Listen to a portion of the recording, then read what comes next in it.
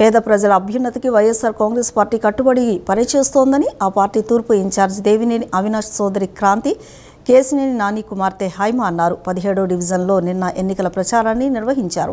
ఈ సందర్భంగా వారు మాట్లాడుతూ పేదల పక్షపాతిగా సీఎం జగన్ పాలన సాగిస్తున్నారని తెలిపారు.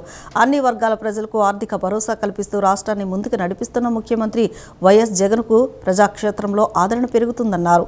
వచ్చే ఎన్నికల్లో వైఎస్ఆర్ కాంగ్రెస్ పార్టీ ఘన విజయం సాధిస్తుందని ఆశాభావం వ్యక్తం చేశారు. అనంతరం స్థానికులను కలిసి ప్రచారం నిర్వహించారు.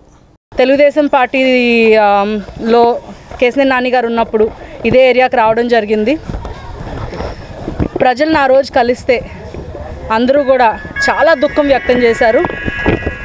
మా జీవితాలు ఇలా ఉంటున్నాయి అని చెప్పి చాలా బాధపడ్డారు.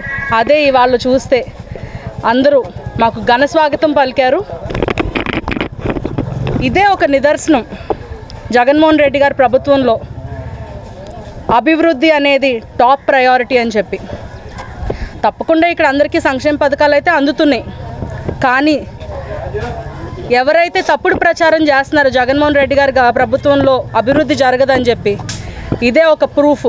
ఎవ్వరూ కూడా నోరిప్పి మాట్లాడలేనంత పరిస్థితి తీసుకొచ్చారు ఇవాళ. అవినాష్ గారు ఇన్ఛార్జి వచ్చిన తర్వాత ఈ వాల్ కట్టాలనే ఒక దృక్పథంతో శంకుస్థాపన చేసింది అవినాష్ గారు, జగన్మోహన్ రెడ్డి గారు. దాన్ని మళ్ళీ ఓపెనింగ్ చేసింది కూడా జగన్మోహన్ రెడ్డి గారు, అవినాష్ గారు. ఎందుకంటే చెప్పిన పని చేస్తామని కంపల్సరిగా ఎవరో చెప్తుంటారు అభివృద్ధి కాలేదని.